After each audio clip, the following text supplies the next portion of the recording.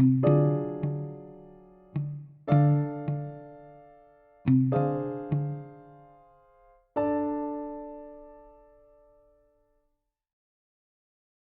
Minecraftians, and welcome to another Realm News, episode 19.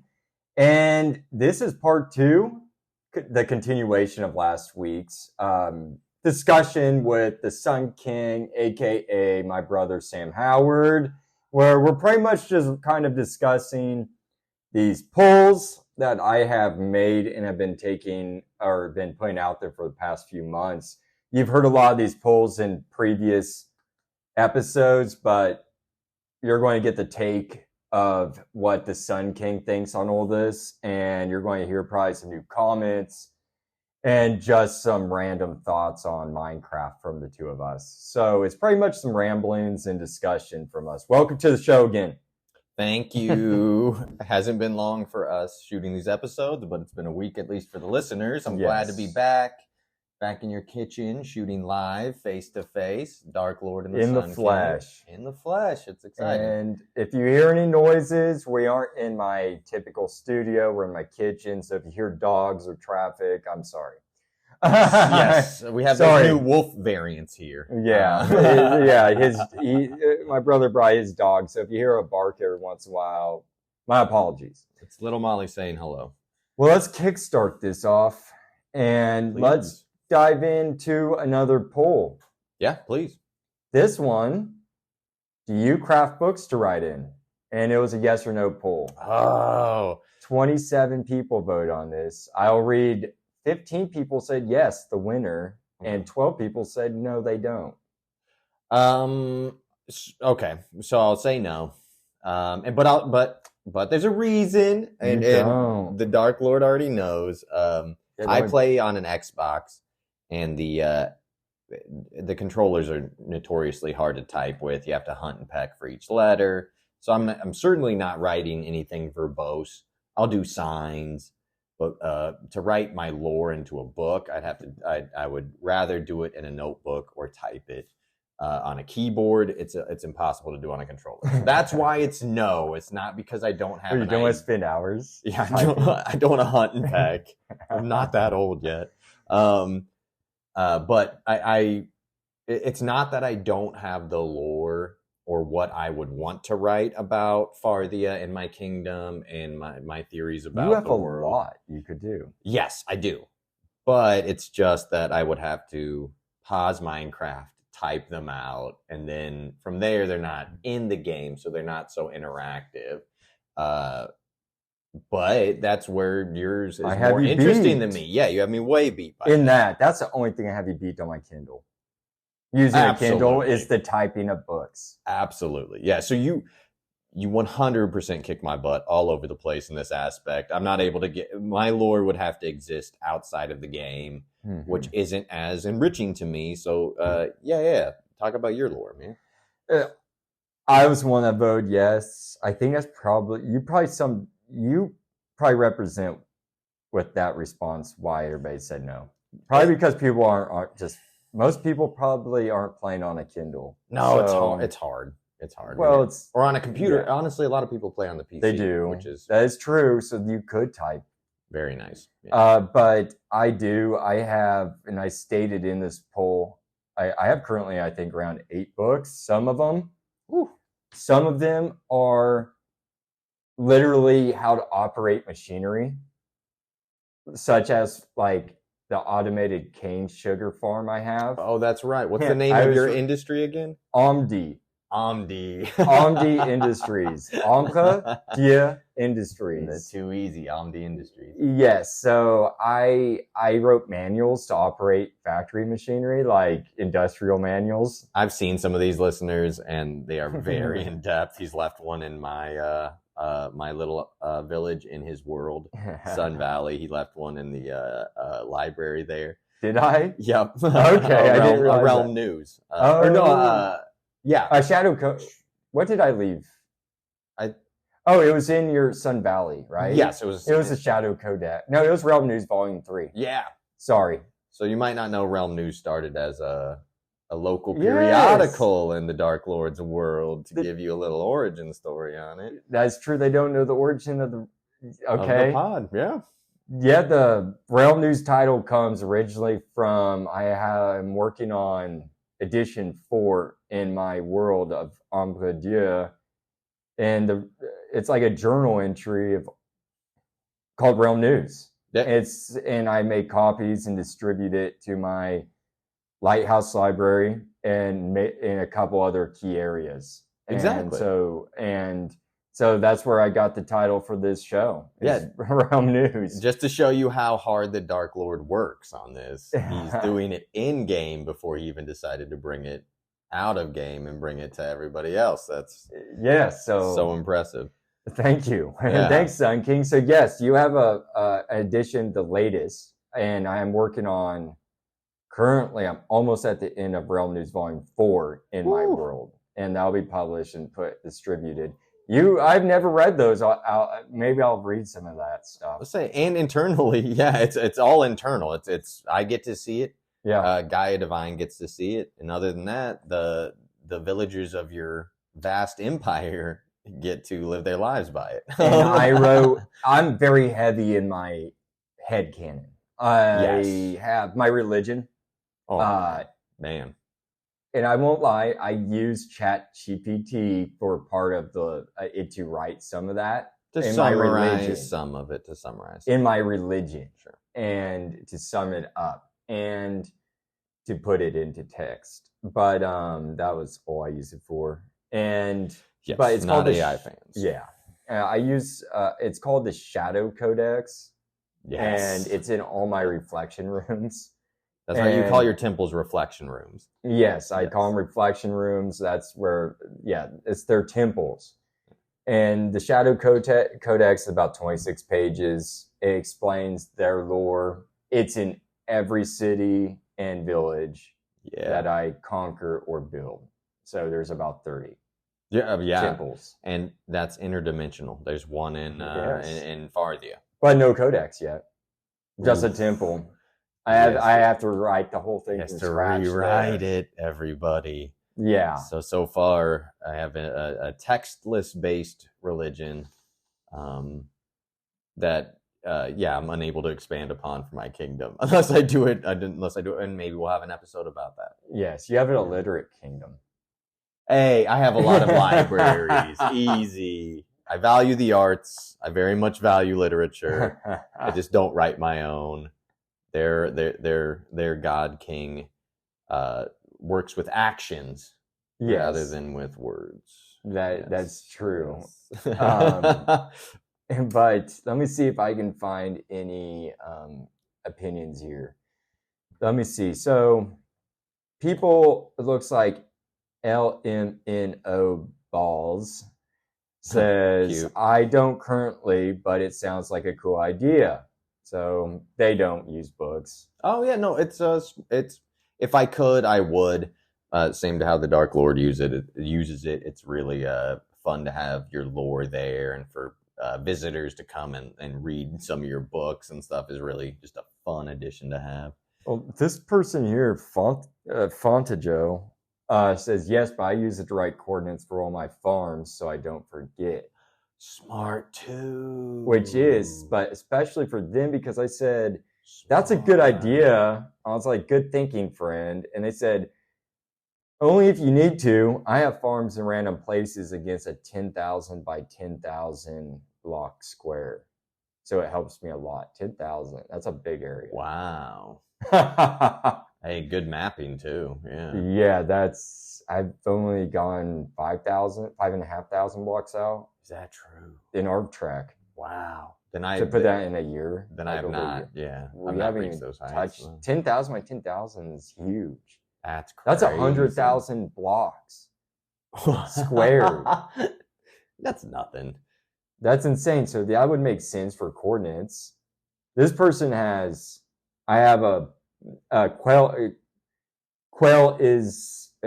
Quelly song, sorry. Quelly song, okay. I have a book full of coordinates for various places in my world. I use I used to write them down in text file before I realized I could just use a book. It's so much easier this way. Feels like I should have been doing it like this. That's so smart. What a cool tip. I'm going to start using that too, because on the controller, that's easy and concise. Yeah. Name your little farm, boom, coordinates. That's so smart. Yeah. Wow. Thank you. Yeah. Thanks, Quayle Song. Yeah, thanks, Quayle Song. And previous Redditor, that's brilliant. Yeah, I'm going to start using that. That's really smart. I thought so too. Yeah. Now, let's move on to, this isn't a poem, but it's something I want to talk about. And it's the golem theory. Ooh. Yeah. And so you want me, do you have that in front of you by chance? Yeah. That I sent you? What do you think about the golem? So in general, first off, what are your opinions on the golem? Actually, let me sum up this, okay? Yeah. It's a little bit long, but we have time. So yeah. I'm going to go ahead and read a summation of that. And you guys that listen to the Iron Golem Part 2 know what I'm talking about. I'm going to go ahead and read this. Quote, in this unconventional take, the theory explores the connection between the pumpkin, the Iron Golem, and human history's notion of the golem. The crux lies in the belief that the pumpkin serves as the life force behind the Iron Golem, and the snow golem functioning as a sort of amulet that animates these constructs. The pumpkin's significance is highlighted by its ability to animate the golem without needing to be carved. The golem essentially becomes an iron suit controlled by the pumpkin, with evidence pointing to the pumpkin's continued influence even after transformation, as seen in the pumpkin vines ensnaring the Iron Golem. Moreover, the theory delves into why Iron Golems refrain from attacking creepers, linking it to villagers' worship of creepers and the subsequent programming of the golem to respect that reverence. However, the mechanics of how villagers summon the golem remain unexplained, hinting at possible mysticism, as I referred to in the movie The Golem and how he came into the world and the Jewish mystique in that, if you remember that episode. Absolutely. And how mysticism tied to the creeper religion. That could be a possible explanation for how they summon it. Thank you. Yeah. But what do you think about that theory? Do you think the pumpkin controls the Iron Golem? That's a good question. Do you think the villagers, through their summoning, is the reason why they don't attack the creeper, because they also worship the creeper? And that's why the golem doesn't attack creepers? I didn't know well, listening to that episode, I didn't know prior to that episode that the golems did not attack creepers, which is interesting. That might be a self-preservation thing, because you attack them, they're going to attack you. But also, interesting. I want to still revert back to the previous episode, last week's episode, where I mentioned... We left off at the creeper. Yeah, where I mentioned that I think the creeper is so universal across all biomes, and there's no variance, and he's very much, unless you're in the nether or the end, where no matter what, creeper's going to act the same. Creeper's going to creep. Yeah. I think maybe the golem self-preservation has something to do with it, or that you're right, because the creeper religion makes sense to me just through the motifs, as we discussed in last week's episode. Their faces are just, they're so prominent that they're in the garb of the clerics, they're in the temples, in the sand, in the desert. I just think maybe, and also,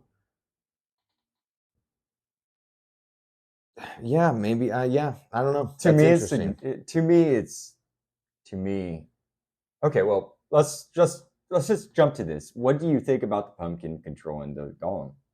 I like that as the idea behind the amulet too, is like a 1-to-1 to what is historical of the legend of the golem in human history and Jewish heritage, is the amulet, an amulet with a name or a spoken word, or I've heard sometimes like a little piece of scroll buried within the clay golem.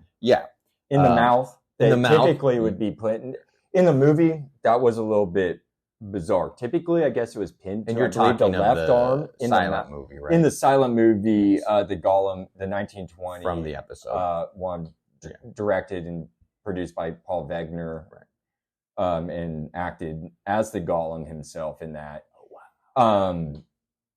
They had it pinned to the chest in the Star of David, behind a Star of David, pinned to the chest. That animated it. But from what I've read, typically it would be put in the mouth in a scroll with a word that would be referenced to a god. Yes. Or the god. Or pinned to the left arm. I don't know why. Or hip. Maybe it was a form of World War II anti-Semitism, maybe with the armbands, because it's deeply enmeshed in Jewish heritage. Talmud. It was referred to in the Talmud, and even the Bible, I guess, Gollum is referred in there once. It's very prevalent in like Hebrew culture and Jewish culture, which is interesting. It's very old as a protector. Yeah. So in that movie and from research, I drew the line of the amulet because they don't write. So there's no written word. No. So the only thing is a physical form, it being the jack-o'-lantern, being the amulet. Makes sense. And not even the jack-o'-lantern, just the pumpkin, because in Bedrock you can just use pumpkin. I did it myself, and it animates it. Which I also explain it has to have, the pumpkin intrinsically has a magical property to it. Yeah. Which, it makes sense, and you probably covered this in your Jack-o'-lantern episode, which hasn't come out to me yet, listeners, but will be available to you, so listen to that. You've already heard it. If you've heard the Gollum one. No, they've heard this too. Oh, yeah. But listen to that episode if you haven't heard it. But there is a personification of the pumpkin throughout human history. In wanting to cut a face into it, or like lighting it up, or hollowing it out, and gourds and leeks even. And so I think that's a very credible theory of something organic with something, cold, like clay, is what the traditional Gollum is made out of. Or dust they would use. Or dust.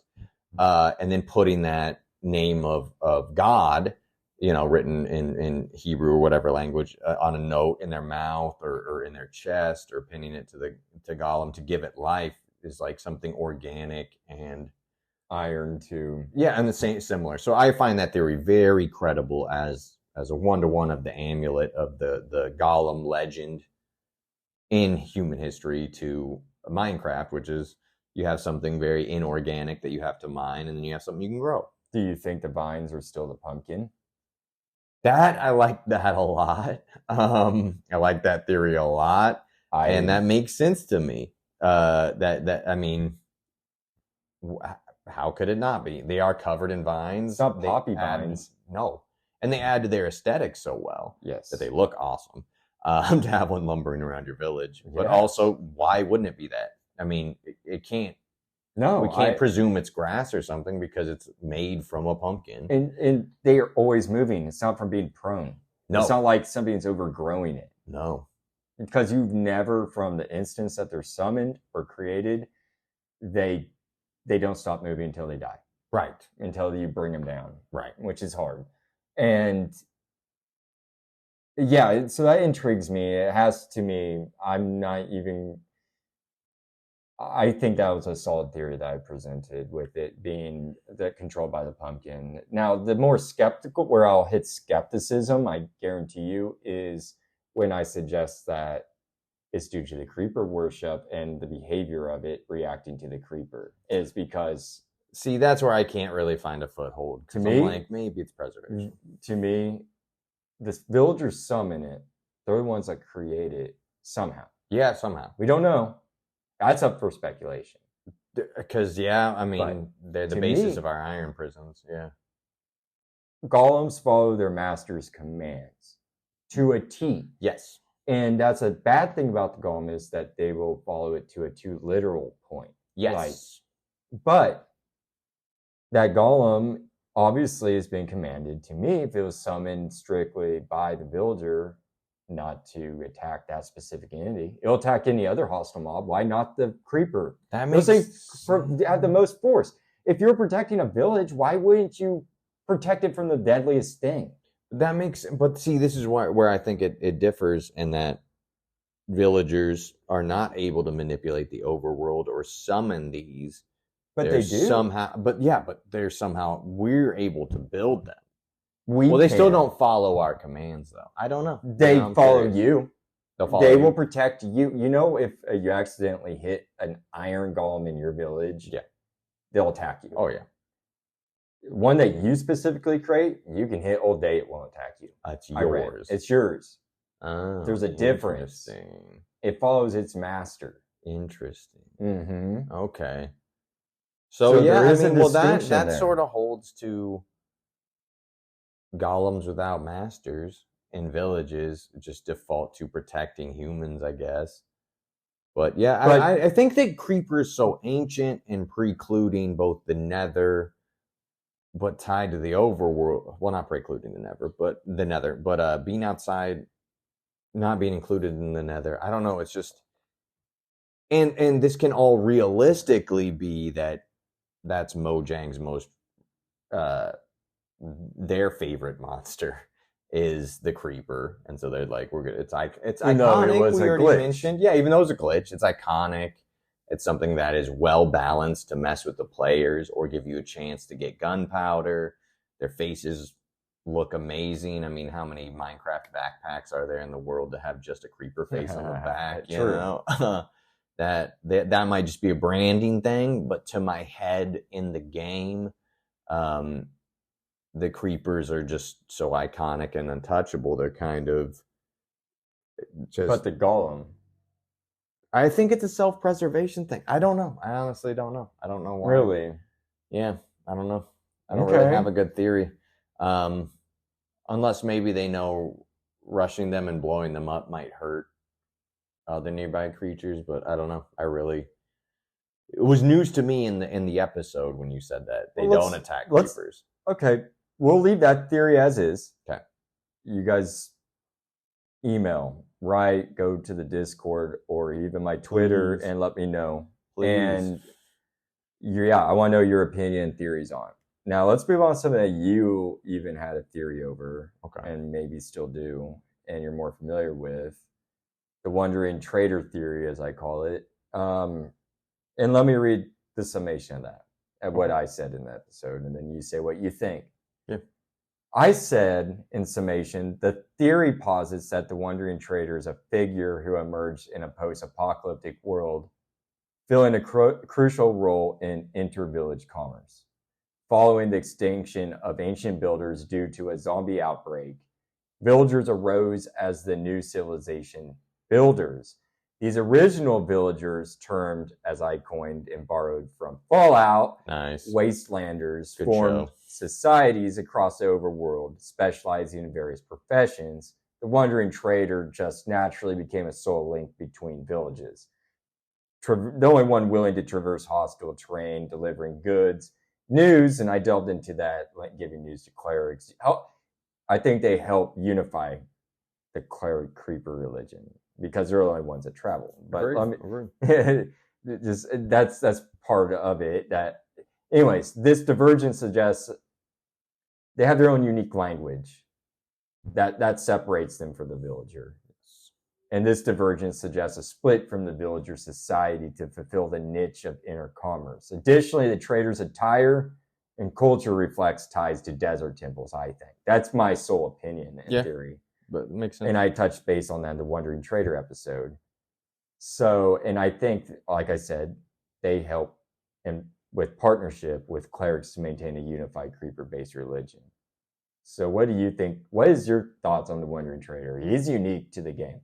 He's unique to the game. He's only a villager of that type, that variant of villager that travels. Yeah, very specific.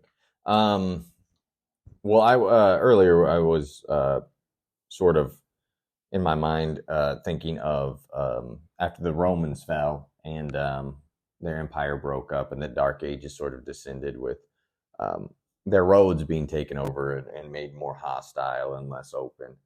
Not that the Roman Empire was good as a whole, but, just as a historical comparison. And then the slow overreach of ideas that created the Renaissance were basically pilgrims wandering or the wandering trader. So I find validity in this theory that they helped bridge or create inter-village commerce and a flow of different culture and things like that. And why couldn't we tie that into the creeper-based religion of where else is a village in the plains going to hear about a desert temple, even though their cleric has the creeper robes on? But weren't you on the nitwit theory side? Oh, that's right. I do like that theory too. Didn't you suggest something about population cap? My initial thoughts. I like your theory. Holds a lot of validity because I like the. I'm glad to sway you. Idea. Yeah, a little bit. But my initial thoughts when the Dark Lord brought up the wandering trader was I thought he was an outcast nitwit. Many people do think that. Somehow found, which I was surprised to find out that's a pretty popular theory because he's wearing green. And what I've noticed when you get to a village of a certain population, let's say, I don't know, what do you think Farthia is in? 100? Maybe 100. 100, yeah. I don't have nitwits. I've built new homes and I've had children running around and no nitwits. I walk the village, I don't have any nitwits. So I think the society after a certain population just sort of expels the nitwits, and then they somehow, the ones that survive, are able to pick up mangrove propagules and fish in buckets and to be a simulacrum of the traders at the village that they got outcast from were. But okay, I know that I disprove it with the language. Or I try. That's my big thing. But also something I never say in that episode that I want to say now. Why would somebody that willingly does not work choose to meander the world searching for stuff and do the hardest work? That's kind of why I agree with you. Why would they choose harder, more difficult, unsafe? Well, no choice. No choice. No choice. I mean, you're going to die out would you there. Just not fend for yourself? Why would you even, if you've been banished, why would they even trade? Is that why he's in disguise then? Well, I don't want to feed into the myth of the noble savage because that's unabashedly untrue. But in this instance, maybe them lacking the knowledge of being able to settle and find a job and just sort of living off of the village, when they're expelled, they have no choice but to move to another village. And that could explain why some of their trades are so dumb. Is that they have to move. They have to go until they find another village or and then hopefully you can lead them to safety or let them live within the walls for a while. I agree it's flawed because it does carry a certain amount of survivability. And if they didn't have survivability, then why couldn't they get a position in a village? So I admit, no, I don't. Yeah, no theory is absolute, but still, where do the nitwits go? You know, they usually I kill them. Is where they go because my people don't reject him. And my people do. Well, you have a good society. I do. Because mine just lots of open land. Granted, you might have something, and I have to look into the population control or like a working control. Right. I don't know if they have a democracy of sorts like that. We know they communicate. We do know that they have memories. Yep. To a basic function, which I need to find that article again. Is interesting. It affects your reputation. Your reputation with the village. Yeah. They have a shared collective memory that they can communicate in a language, but they also said the whole trader speaking a different language. That shoots holes in it. Yeah. No, it blows out of the water, the nitwit theory. Unless he's an imposter. True. But then where to the village? That would imply that there's a wandering trader hub or like homeland. True. You know. But they have their own culture, clothes.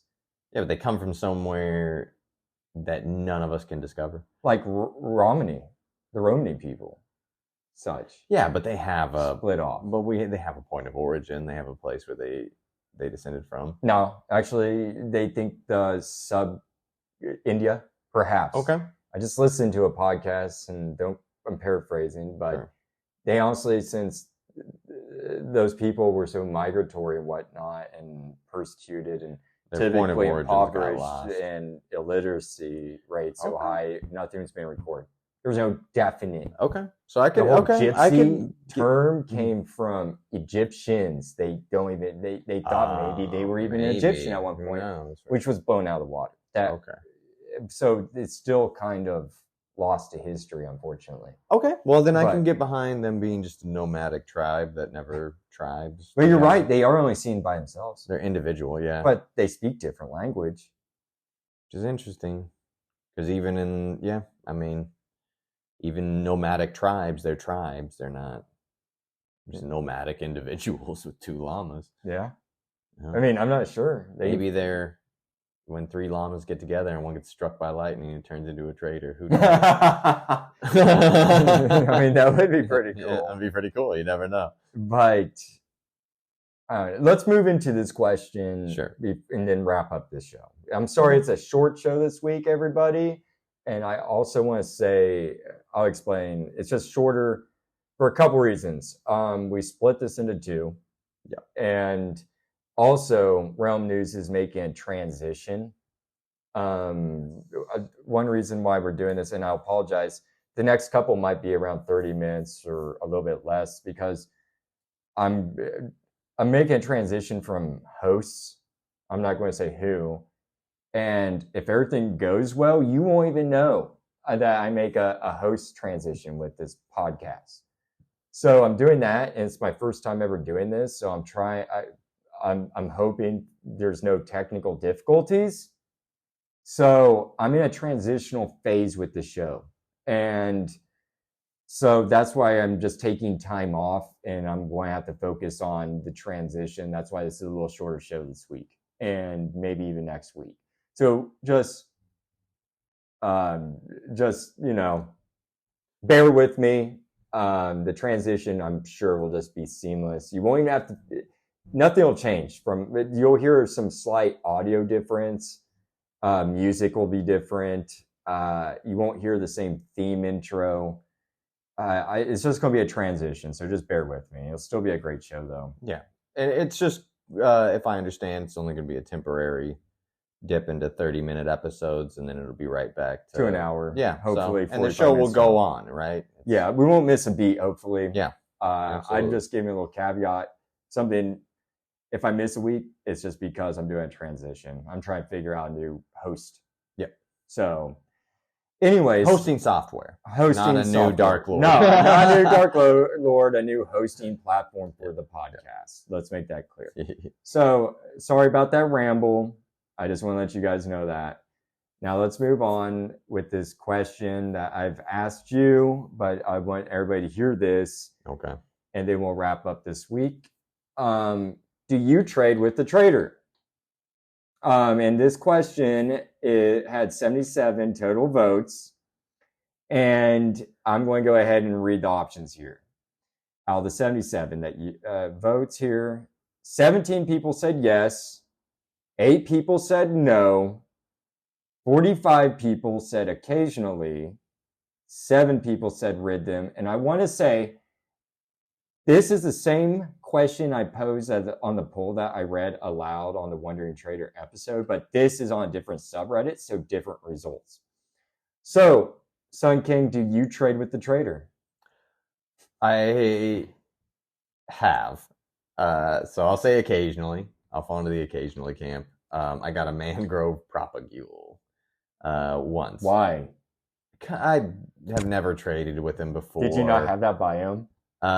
No, I'm sure I found a mangrove biome now. But I just kind of wanted to see if I could grow a different type of tree. And then I sort of looked into it and seemed too involved for what I was really trying to accomplish. So I didn't do anything with that, but I do have it. So nice. If any of the listeners have a tip of what to do with a mangrove propagule. So I'll say once, but realistically and most common, 99% of the time, it's deletion by weapon. Rid them. Get those leads. They're so useful. The leads, so handy. And that's what I got. But the majority of people vote occasionally. Which You do. I mean, they have weird stuff that's sometimes interesting and a pain to look for. Sometimes I don't need what they offer. No, you don't. No. I mean, I guess if you've been playing so long, you've probably discovered every biome and have access to the resources that they offer. Right. Like, I still think one emerald is a ripoff. True, but you don't trade often.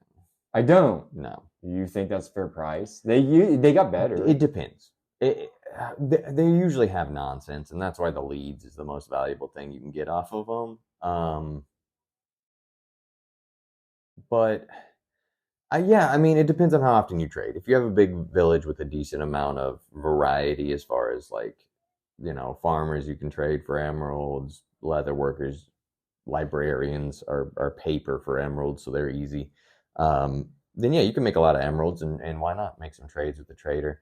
I just find that they're vanity or like decoration wise, and they don't really have anything more. Like a cleric is more useful to trade with than a trader, because then you can get at least redstone or bottles of enchanting. True.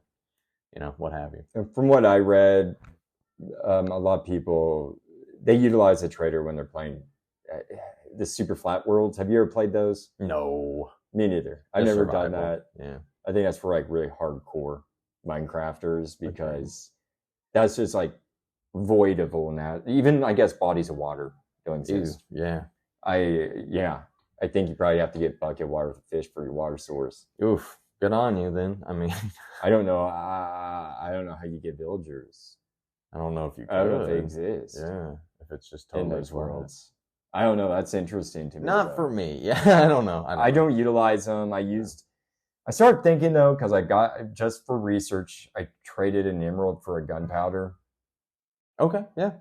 That's safer than getting it from a creeper. Yeah. I don't want to invest time in a monster farm. Well, I do. I need to. It's a lot of cobblestones. You get a lot of gunpowder though, right? Yes. Okay. See, that would be nice. Arrows. That would be nice. Arrows and bows. That would be nice. Yeah. Because for raids you can initiate with the ominous effects coming soon for resources. So arrows are very beneficial. I use bow and arrow against raiders frequently. Yeah, you're more militaristic and combative than I am as far as going after the illagers. Yeah, you don't really engage in raids. I ran into a few of the illager outposts, but I don't really provoke them because I've gone through a raid before. Remember? Yeah. And had you come help me with that? Yeah. I don't even remember exactly where that village is. I have so many natural villages compared to your world. Yeah, especially. I've been finding more lately, which is good. Yeah, that's good. But yeah, I don't really engage with them too often. It's more of a pain and a waste of resources than what you get, because you get like some saddles, sure. True. You get the what is that totem that? Oh, sure. Where you come back with all your stuff. Get an extra life. Yeah. Which is why can I think of Undying? Totem of Undying. Those are very useful too. I've never used one, honestly, because I don't walk around with them. Me either. But you do get like potions and stuff from the waves and axes, and you get other drops from the mobs and the saddles, like you mentioned, which are great. Crossbows. But I'm so sick of raids. I was gonna say, for your villagers' safety, if you make an iron factory or an iron farm with golems and villagers, and go that way, and then just enchant your own thing. You can make XP farms, no problem, and just enchant that way rather than potions.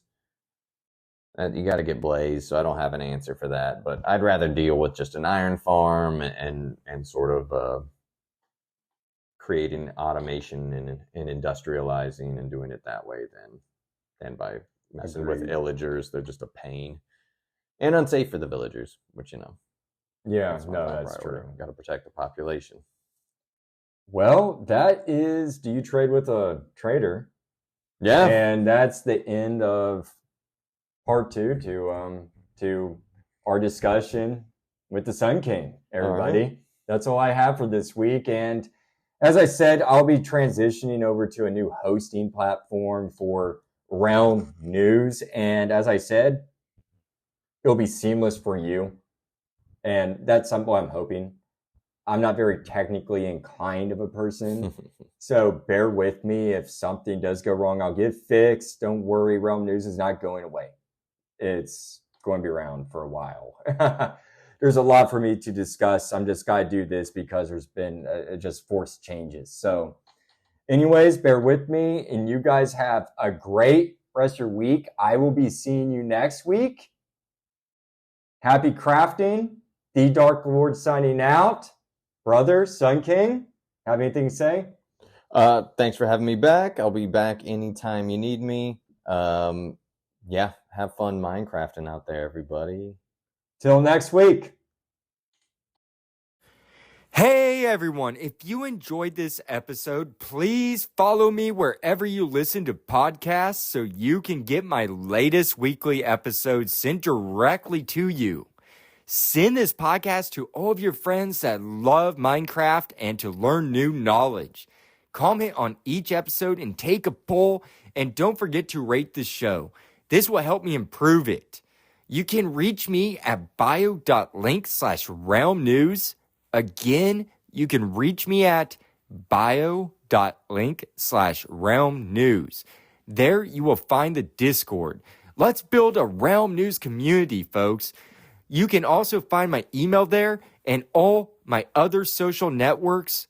There you will find some of the cool articles and videos from my research, polls, and Minecraft-related content.